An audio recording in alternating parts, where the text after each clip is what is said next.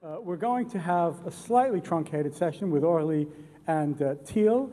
I'm going to let them introduce themselves, and atypically we're going to have a little bit more time by way of introduction, so maybe they can take 4 or 5 minutes or so to give you the context of their organizations within France and within Germany, and then we're going to have a discussion, and then obviously take your questions. Aurélie.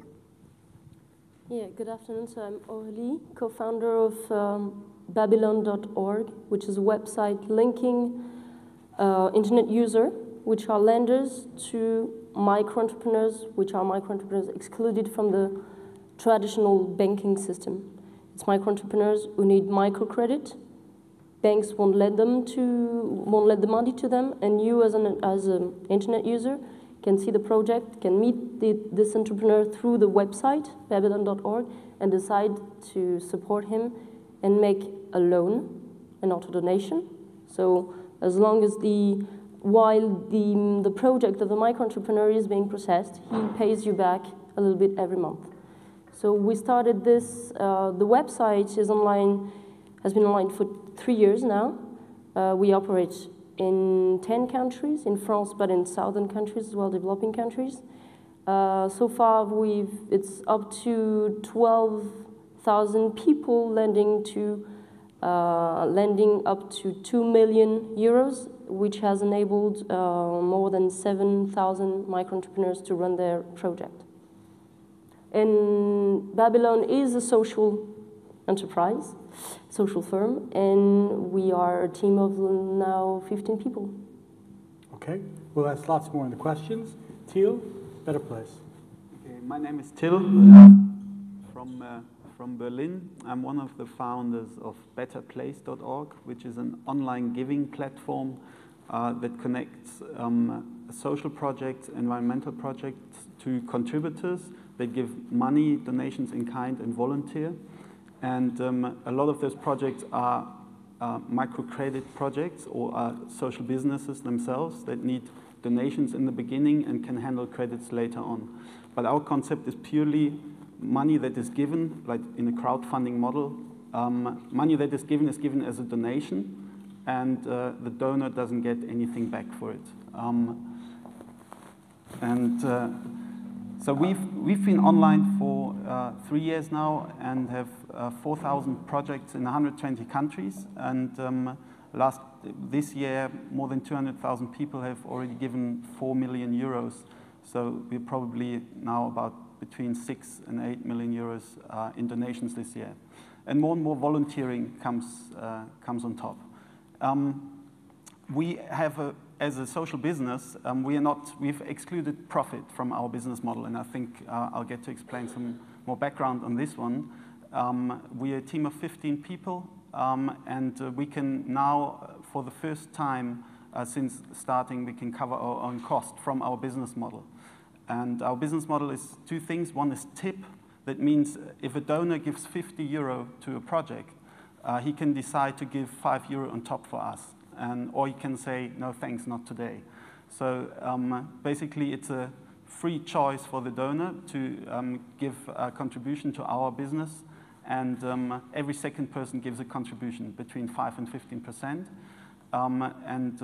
It's very, I would say, charming, so that's why the opt-in rate is so good.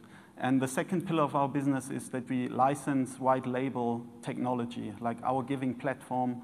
We license to corporations and media partners who run their own giving platforms for their readers from newspapers or for their employees.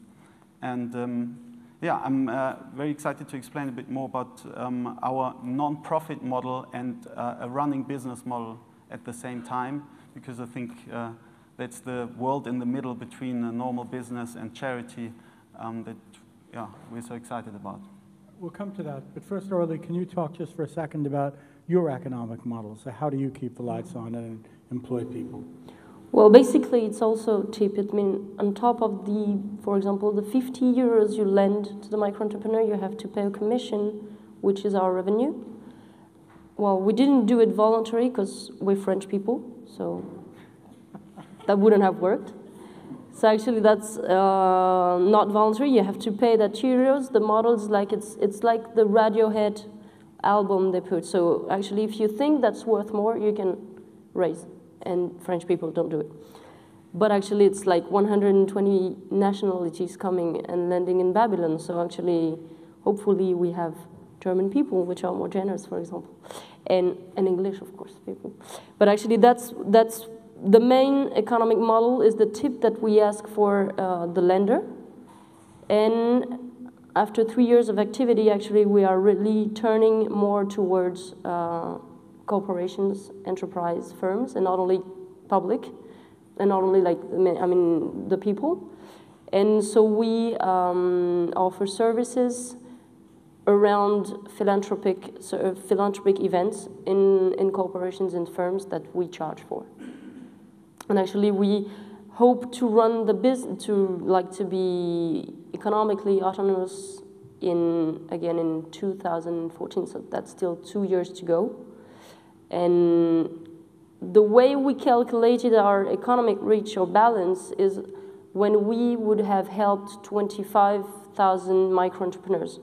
So that's one of the particularities of the social enterprise, is that we back our business on specific indicators which are very linked to the impact. So actually, we tried and we designed our economic model saying, okay, we want to reach that impact on the field, and we will have that equilibrium of balance, economic balance, when we'll have reached that social impact. So that's what we thought were the core of a social enterprise, is to go not one more quickly than the other, because actually when you get richer, maybe you can forget your social mission, and when you only focus on your social mission, well, actually you're not economically viable, and so you just end up with not being able to do anything. And how, you said you're going to break even in 2014. How have you been funding yourself, and how will you keep funding yourself till 2014? And I'm going to ask you, Till, the same question. Well, basically, we call it for capital. So actually, we're eating our capital. Investors, social investor, mainly with social investors. Actually, in France, we have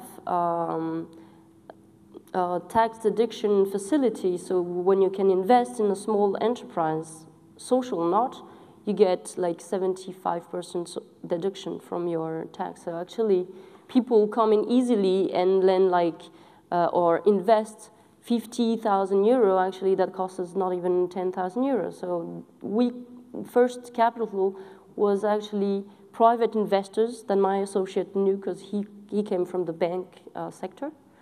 And actually as we grew, that was quite interesting, because as we work in the microfinance sector, it was like maybe every single bank in France knocked at our door to get into the capital. So actually first it was private investors, which were socially driven or really like oriented in philanthropy.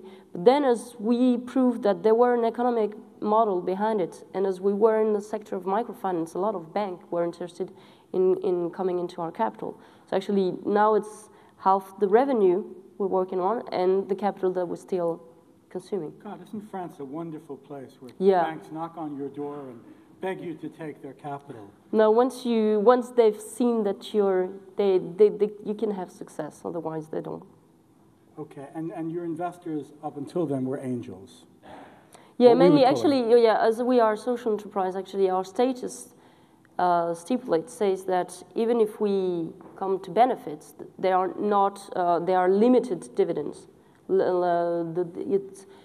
The rate of the dividend is equal to actually if we had placed the money in the bank, and so it's the, I don't know how you say that in English, obligatory rate.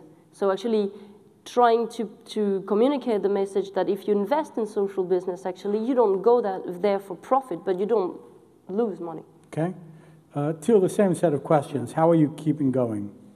Okay, when we started, we actually thought we're going to have a for-profit social business model, and then did a market research, and it came out that being German, that the market acceptance wouldn't be there for what we do. We handle donations, and for like the potential donor, in Germany, he would say either it's good or it's for profit.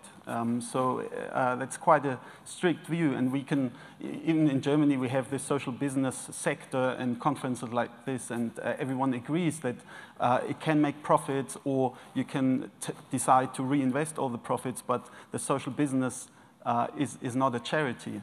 But the donor that comes to our website to give 50 euros to a project, he clicks on imprint who's running this platform, and if it's a for-profit business, there would have been no market acceptance. And I still think there's something on it, and I think it's a German-specific that we are not as far ahead as the UK or the United States or the Scandinavian countries.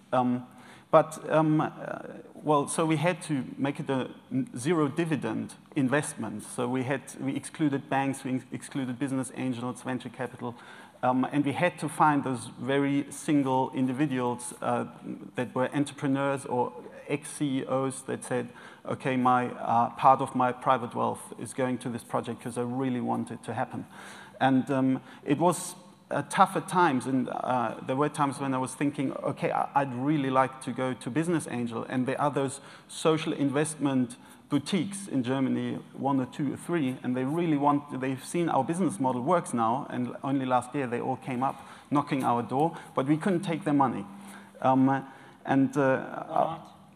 Well, because they want a dividend, not a big one, but they want one. And there are models to basically take a credit, like not equity, but give a success-related interest on this credit. So something around it. But basically, what came with this non-profit model, this zero dividend model, was a lot of support from all sides. So we actually found entrepreneurs, like private individuals, that gave private money, and a lot, to get it all started.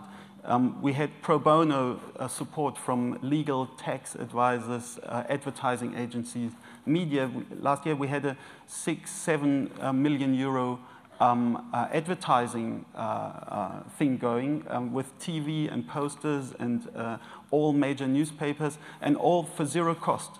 They would even pay for printing and delivery of posters. So basically all of this support wouldn't have been able in a for-profit world.